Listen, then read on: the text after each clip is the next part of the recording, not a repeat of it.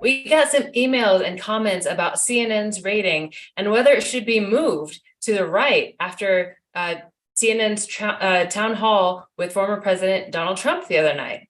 So let's take a look at what is the effect of that piece of content on CNN's overall rating. Well, let's take a look at how we rate CNN before that. So there's a bunch of logos for CNN's various different properties. If you look here, there's the CNN online content and all the articles we rated for that.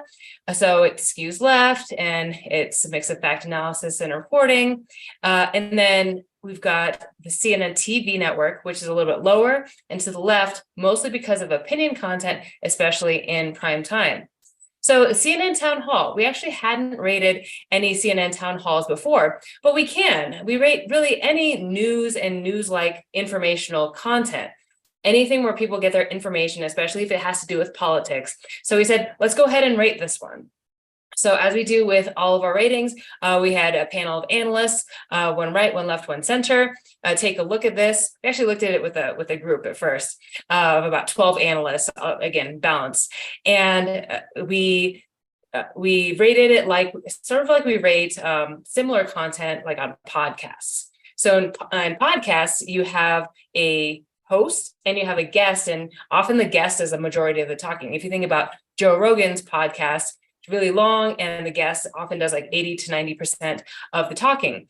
So for any piece of content we rate, the content is the words that are coming out of the mouths of the participants. So here it was Caitlin Collins, her questions. It was the audience members' questions, who are mostly Republicans, and Donald Trump's statements, which were most of it. It looked like it sort of broke out like 10% Caitlin Collins' questions and 10% the audience questions and 80% Donald Trump talking. So what's the reliability and bias of that whole thing? Essentially, it's mostly the reliability and bias of Donald Trump's statements. So what did he say? For bias, as you would guess, that's over to hyperpartisan right area, right? He made a lot of opinion statements, a lot of hyperbolic statements, and some that would be characterized as worse than merely opinion. Ones that use like ad hominem attacks, like saying crazy Nancy Pelosi, for example. Then he made some misleading statements, and he also made some inaccurate statements, like saying, rip the baby out of the womb at the end of the 9th month, that will kill the baby in the 9th month, referring to proponents of abortion. And he also said they found millions of votes on camera, on government cameras, where they were stuffing ballot boxes. Now, Caitlin Collins did challenge some of Donald Trump's statements that were inaccurate. She challenged them more at the beginning, less so towards the end. And so the challenge of that, like there's a balance between the host posture and the guest, right? So that does mitigate the low reliability and high bias score a little bit, but since it's mostly, the effect of giving Donald Trump a platform to share his content, that's how we rate it. So platforming, people use that term as a complaint usually. Is it a good thing? Is it a bad thing? For the purposes of this conversation, it doesn't really matter. That's the content that's presented information-wise to the viewer, okay? So where does this CNN Town Hall episode, where is it gonna end up on our chart?